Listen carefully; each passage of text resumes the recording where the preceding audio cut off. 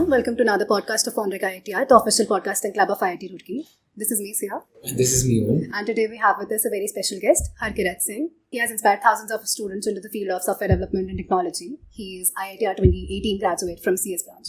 He has worked at Amazon, Goldman Sachs, and a metaverse startup in the US. And he's currently the founder of 100xSchool. Welcome to the podcast. Thank you for having me.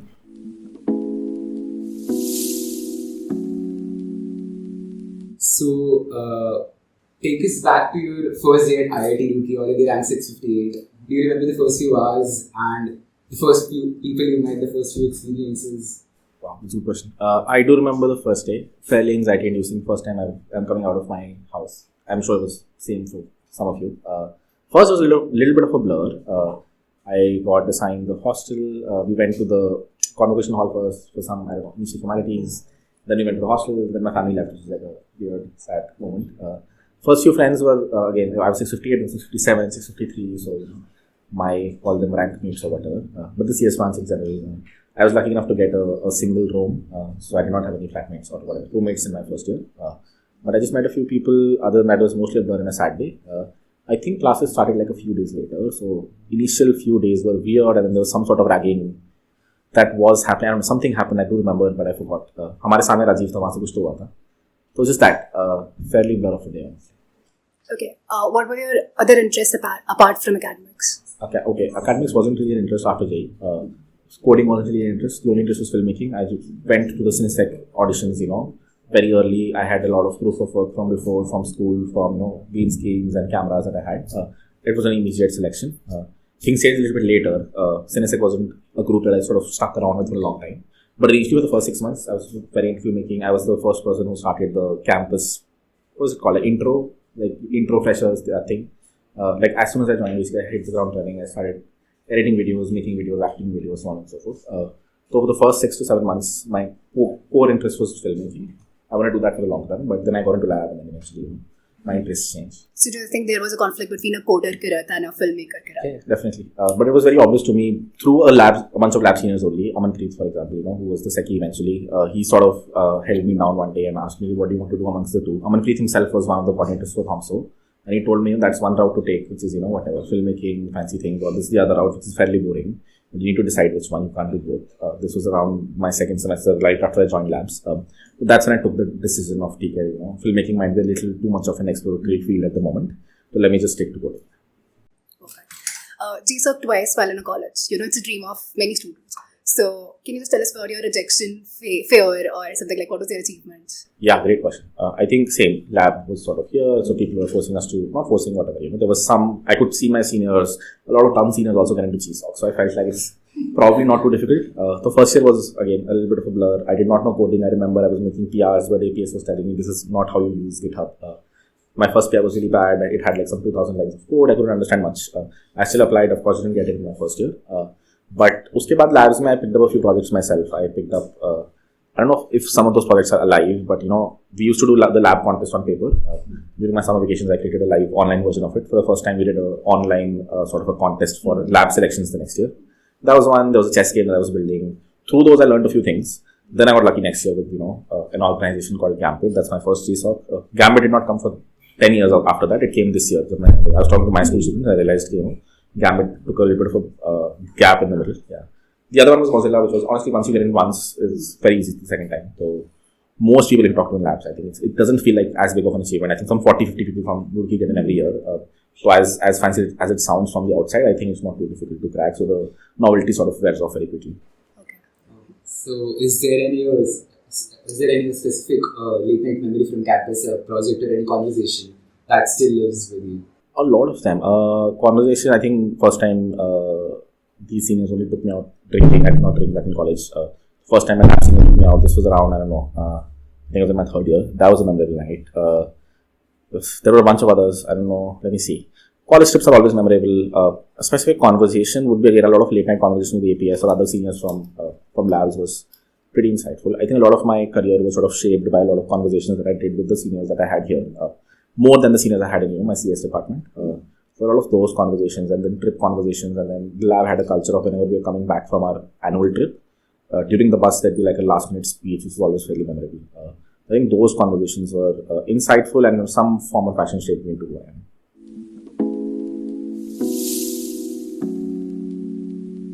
Goldman Sachs, it's still a dream of many students, and you were actually there, yeah. So, yeah, how was your experience over there? Can you just tell us about it? I mean, honestly, back then it was one of the better paying companies. So Goldman was one of the bigger companies, day one companies. There was Uber, Goldman, Tower, and then Microsoft. I got into three of them. A little bit of a struggle between the three. Microsoft wasn't paying enough. Tower was in Delhi. Struggle you had while choosing. Yeah. Tower was in Delhi. I didn't want to be in Delhi. So Goldman was the only last choice that I sort of had. Thankfully, was able to get in. Unfortunately, back then did not know I was not too much into finance. So once I joined, it was a fairly rocky ride. I did not like the tech part of a finance company. I think it makes a lot of sense to go into Goldman if you're a strat. As a tech guy, I think if you want to post, it's a great company.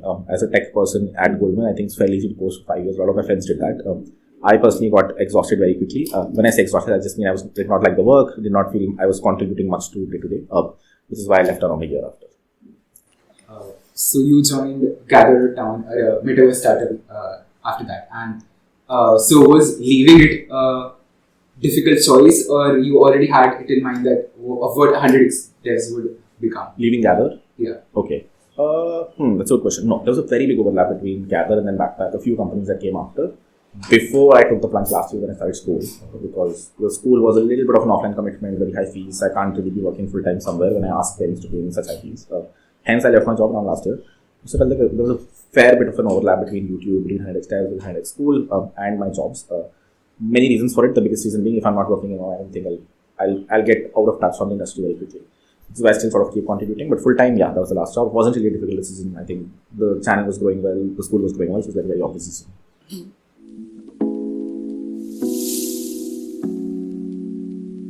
So you have a very famous framework in finance sum games versus zero sum games. So could you tell us more about it? Yeah, I think as the name suggests, zero sum games basically, if you feel like you're doing better, or if someone else is doing better, you feel like somewhere or the other an opportunity got lost from you. So if your friend got into Goldman and you did not, you sort of start to blame them because you feel the world has limited supply of games, but that's not true. Infinite sum games basically means it might happen that he might get into Goldman and he might help you with something else. There's no ceiling to how high stock prices can go, how much value can be created in the world, how many companies can exist today, tomorrow. I don't think 20 years ago people realized how big the internet can be. I don't think today we realize how big AI or Web3 can be. There's a lot of value to be created. There's probably no ceiling to how much value will be created when it comes to public markets, when it comes to jobs, when it comes to the value that you're providing to a company. And if you look at it that way, then if someone else does well, you sort of feel good about that and probably try to learn from them rather than feeling bad about it. That's the high level difference between an infinite sum game and a zero sum game. India specifically has a little bit of a crab mentality, which is why I feel a lot of people tend towards zero sum games. But I think slowly we're shifting to the other side. Okay. So the tier 3 college student who gets a job and placed in US startups after your 6-month cohort. So you have faced this challenge a lot of times. So would you like to tell us more about it? Tell us about the challenge of placing a tier 3 student in a US based company. So is it interesting for you, or is it it's mostly a job now, so I know I have to get external companies by number of students and get as many placed. I think it was very interesting for me because I was personally looking at very ambitious projects and trying to get into a company that might be like a moonshot company, very hard to get in. None of that has happened in our school yet. Someone got into an OpenAI or someone got into Solana or some specific research company. When that happens, maybe. Right now, none of it feels challenging. I think you get the student to the next point, you get the company to hire from India at a slightly lesser salary than the US. It's a fairly easy match to it. It's not challenging enough for me to feel that provides me with some sort of satisfaction. The only satisfaction I get is by the numbers by the end. 70% got plays or X people got a buy offer. But individual stories are not as fascinating. So, what's the most extreme version of transformation you've seen in any student in the school? Like monetarily or otherwise? in both the ways? Both the ways. Monetarily, I think Chaitanya is probably the best example. He was in an online cohort where he, got a 40K a month or something like that internship. Then he joined Super 30 and got a 30 lakh per annum job. Then 3 months after that, he got a 100K offer. So right out of college, by the time he graduated, he had a 100K offer in a US-based company. It's like the fastest transition that I've seen monetarily. Growth-wise, I've seen people who weren't able to speak English before they, applied for Super 30. When they were applying for Super 30, they were struggling to speak in English, and I rejected them in Super 30. And the next Super 30, they came back with a very nice monologue in English, and they told me that I've actually learned English for this interview. Then last one that student got placed. So that was like a nice, journey of someone who probably, wouldn't be interviewed at all based on their communication skills, and in a year, getting over not just the technical barrier but also the communication barrier. That's actually amazing. Another candidate went to Delhi meetup. Hundreds of developers show up. So, what was going on through your mind about the community which you built from the scratch? Well, that day was very stressful. Or very honestly, there were 1,500 people and like 3-4 creators that people were there to meet. So I wasn't thinking much. It was mostly that day is a blur. I remember we were up until the morning because we had to like disperse to shut something. My head was aching very bad. The auditorium was half done. Long story short, it felt great. In hindsight, when I see the videos, it seems like God will be able to pull a lot of people. But that specific day was like a very stressful day. We've not done a meetup since. That was the last meetup that we'd ever do at this scale, because I think no one really gets any value if there's so many people trying to reach ex-creators. It's much better to do this in smaller groups and provide more value.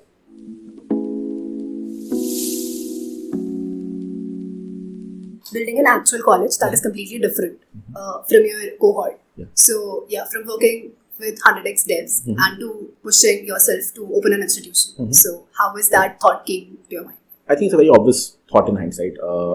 Not just by me, a lot of colleges or alt colleges are now starting, because it feels like a fairly big gap, which you and I don't see when we're in an IIT, because I think we have the best community, decentish curriculum and great placements here. But if you go to a tier 3 college, you realize how bad things are when it comes to the community. People don't know anything, and that translates to bad placements by the end of it. You're probably wasting your 4 years, which I think is true here also. Like, if you really look at it academically, we're not really taught the best things. I was lucky to be here, or some people are lucky to build a nice network of smart people here and then do well.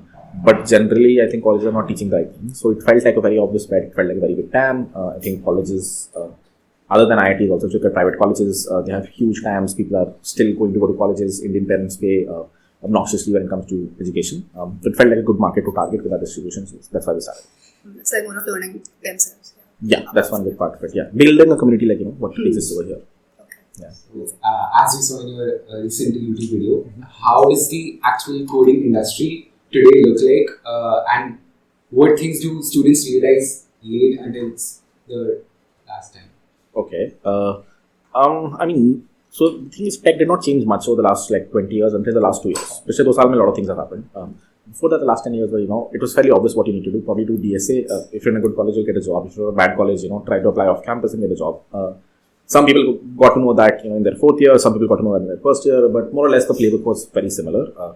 Things have changed rapidly in the last 2 years. I don't know what's happening. Coding has become a little too easy. It's become fairly commoditized. As a developer, it can be like an anxious situation. I can't predict what is going to change, but at the very least, I know I can see constant changes in workplaces, how people are coding, even how I'm coding compared to how I was coding a year ago. So it's very obvious you can do much more now, but there's always a challenge to doing more and not learning anything. That is a challenge people need to sort of understand. Basically, it's a very hard spot to be an engineering student right now, because the future seems fairly uncertain. So I can't give advice other than the biggest advice can be, things are going to be very uncertain. Try to be at the edge of what's happening. Okay, so as you mentioned, things are going to be uncertain. So for someone who has to start learning AI/ML, Web3 or something like that, so how should they start? I think for that, advice remains the same. You assume, we're in the pre-LLM era and you're learning things the way you would without the help of coding assistants at the very least. You can use an assistant or, an AI to help you through the process, ask it difficult questions, battle a few, ideas with it, but do not use it to write your code, whatever you're learning, because in the end, you'll not learn much. If that is your eventual goal to become a good engineer in one of these industries, eventually you'll probably use AI, you'll probably not be coding too much. But the process of coding yourself teaches you a lot of things that you can't really skip. So, as you yourself is a Web3 enthusiast, so what do you feel about Web3's future? As some people do say that Web3 should not be taken mainstream as it has really less applications, and you can't really foresee more applications in the future. So, what is your say? I do agree. I think the biggest use case that I can think of, what most people are betting on, is DeFi and currencies. That has been true for the last 10 years since Bitcoin came. It'll probably be true for a long time. There are a lot of forced use cases that people try. It's good that people are trying it. Some of them might work. For example, real estate on chain or stocks on chain. Some of them work, some of them don't. But mostly, if you look at it, most volumes in the industry around so if you create products around those niches, the market is probably not as big as AI. Because everyone uses AI. Probably not everyone is going to need to hold USDC or some tokenized version of a currency. Market will probably remain smaller. I don't see an obvious use case other than these. It might change, but right now, there are a lot of scam use cases. It feels like a weird industry to be a part of.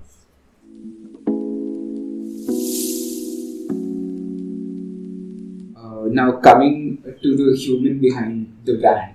So you've always mentioned that the cinematic section never left you, and you're also pursuing your passion for cinema through your YouTube channel. So how does it feel like? It feels good that I'm able to, sort of combine or get the best of both the worlds. I was able to create a YouTube channel in a specific thing that I started to like, which was coding.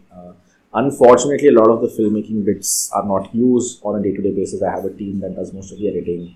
If you look at the channel right now, it looks like any other commoditized channel. So a lot of my personal, inclinations towards filmmaking / stories towards filmmaking, I'm not able to put on the channel, barring, once a video every 6 months. It's still good. But in hindsight, I do feel, what if I would have taken the route of being a filmmaker completely? And today, as you see, creators, YouTube sort of commoditized being a creator. Everyone can be a creator now. You don't have to go to Mumbai or, get in the industry, go through the bureaucracy. That might have been a good path that unfortunately I did not take. But, I'm more or less happy with, getting the best of both worlds. So, do you have any such initiative in mind for a YouTube channel which clearly focuses more on the cinema side more than the tech? I don't know. I think now with the AI again, it's very easy to do a lot of things that were very hard to do. A lot of my filmmaking instincts are not as valuable anymore because AI can decently do filmmaking.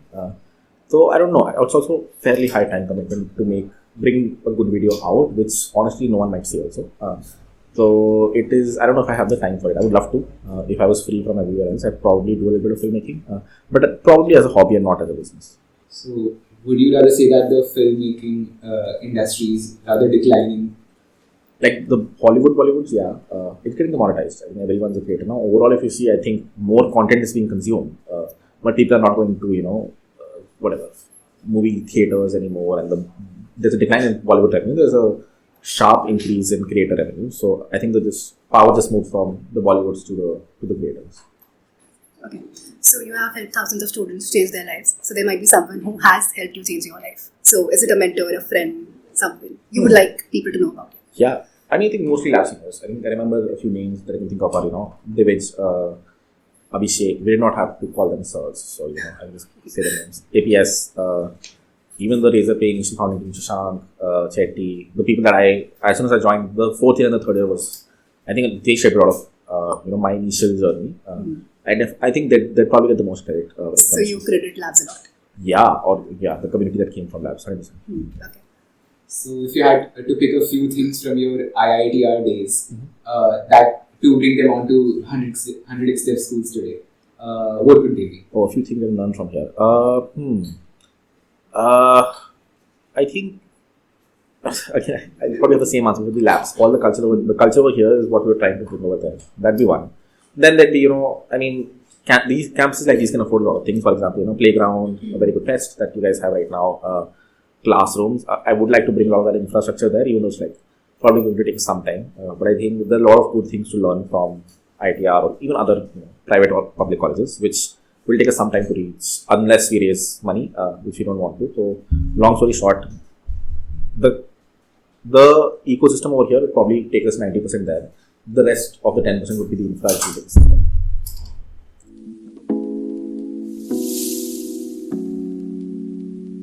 Coming to the rapid fire round for our podcast. So, if you could tell one single brutal truth about programming to the student community, which no one tells these days, what would it be? Brutal truth would be, I think DSA is generally fairly useless as a hiring criteria. I think. I don't think it tells much about the person's coding abilities. Unless you're really good, then it's a different question. Okay, one thing about IITR that is underrated. Underrated? I think the cinematics club is underrated. I don't think it's You think it's overrated? I think the group right now, yes. I've been checking out the channel from time to time. I think back when I was here, and you will see it in the numbers also, it wasn't really underrated. Like the videos used to touch, one of the videos touched like 1.4 million views. Yeah, I miss a lot of that. But coming back to your question, something that is? underrated. Underrated, oh boy. That's a good question. Honestly, can't think of anything. I think, if anything, most things are overrated. I think not enough. I keep coming back to the same thing, but I don't think enough people know about the culture that exists here in the lab. So, I think, more people need to know about how a closed community of people can do a lot of things. I mean, SDS labs and these kind of. I'm actually feeling we should have kept the title as SDS labs. I just keep coming back to it. I don't know. Most of my college life happened here. Probably that's why. Okay. Okay, moving to the next question. Goldman Sachs or WebRTC? Which part of you had more fun? Like fairly obviously, I did not like finance, and I was not really in a critical role at Goldman. So fairly obviously WebRTC. So anything deep tech. The best piece of advice you ignored and later wished you had. Give to your younger self. Oh, I would probably, I'd definitely ask myself to take more risks, which I did not. I was very happy with the campus placement. You're in a very bad bubble in IIT is what I feel. Your ceiling is a day zero offer. That's what you saw your seniors get, like into a Google, into a Facebook, into an HFT. You don't really see beyond it, especially if you're in CS, you sort of restrict yourself a little too much to a 40 LP, 50 LP offer. When I think in hindsight, if people over here who have such a good fallback are not taking risks, then who would? So I would have taken more risks. It took me a long time to actually start up and leave my job. I would do that early, and I think things would just work out. Worst case, you go back to 40 LP. Any craziest message or gift a 100x student has? Recently, someone, I'm sure a video, I'll send it to you, put it in the pod. Someone got us a poker shuffler, so like a card shuffler that they bought from someone. Oh, yeah, it's pretty famous on Instagram these days. Yeah. One YouTuber you secretly learn from? Like technically or generally? Generally. I really like Matt Como and Sam Colder. They're both filmmaking creators. Okay. If you had to teach anyone soft skill or a non-tech skill to any student in 100xSchool, what would it be? Soft skill, like communication skills. Yeah, that's chicken and egg problem, unfortunately. Most of my English sort of became decently well after I started to work at a company. You will not work at a company unless you have good communication skills. So generally the idea is talk it out with a friend or get a job, and then somehow, if you get a job, if you're working in a company where you have your co-workers are from the US, you'll get really good education like a year. Find that job. That's the best hack to get good at communication. Okay, I think we missed a part. You had a spine surgery. We saw in your interview. So can you connect it with your journey? Yeah, it happened right after Goldman. So, while I was at Goldman, 6 months into it, I had a slipped disc, which I didn't realize it is that for 6 months. So I was just hitting the gym, thinking of it as a muscle spasm or something. It wasn't. So 6 months, 1 year into Goldman, I started a lot of physiotherapy. Did not work really well. 6 months after, I just moved back home, went through surgery. Was fairly successful. I think it feels fairly scary to go under the needle, but once you go through it, it feels like very opposite. I think in the future it'll be much easier for me to go under the needle. The only advice I give myself there is try to diagnose things early and fix them early. Okay, so do you think is it something related to leaving Goldman Sachs? Leaving Goldman Sachs? Yeah, this could be a reason. No? Good question. Yes and no. I think it's more related to Bangalore. So Bangalore roads were really bad. I would blame them. At least the 6 months I was going to Goldman, I had a scooty, and the 3 kilometer stretch had too many potholes. So I sort of made it worse because of that. I hate Bangalore for that reason. Somewhere or the other, Bangalore is to blame for my bad. So I would not say Goldman specifically, or the work hours at Goldman, nothing like that. I think it's fairly chill. Work over there, they were fairly accommodative when they came to know about my injury. But yeah, the Bangalore road sort of did it for me. One thing that your inner self still wants to build, but no one knows about it. Inner self wants to build, but no one knows about it. Probably be some film only. I think there's definitely some superficial sciencey film that I want to build. I have weird ideas in my head. I haven't thought this through honestly, which is why no one knows about it. But I probably want to put out a video that just blows everyone. I think that happened when I was here. It's only a few times that I've seen my videos go viral. One of them was video that I did here. A few of them were on the channel. I think there's scope for one such small video that reaches wider audience, not just IIT people and not just tech people. It's probably somewhere there. I hope it comes out at some point. So do you want to share anything apart from this? No, I think you guys are doing a great job. I saw you guys 5 years ago. So, well, there you go. There's something for you. I dreamt of being on this podcast when I was in 2018. When I joined Goldman, I saw a few of my friends. I was like, that's pretty cool. We did not have a podcasting, thingy when I was here. But I saw some of Squad. I saw Parnishta Squad. So, I wanted to be here. Thank you for inviting me. And yeah, all the best with the pod and everything else. And also, the filmmaker is still clearly alive, and the videos we see on YouTube, the 4 years after IIT Informants, 7 years after IIT Science, so these videos were the most motivating thing for me during my 10th grade when I saw these, and got motivated for IIT Rorkee. That was pretty cool. So thank you so much for being on the podcast. We had an amazing time. Thank you. All right, thank you so much.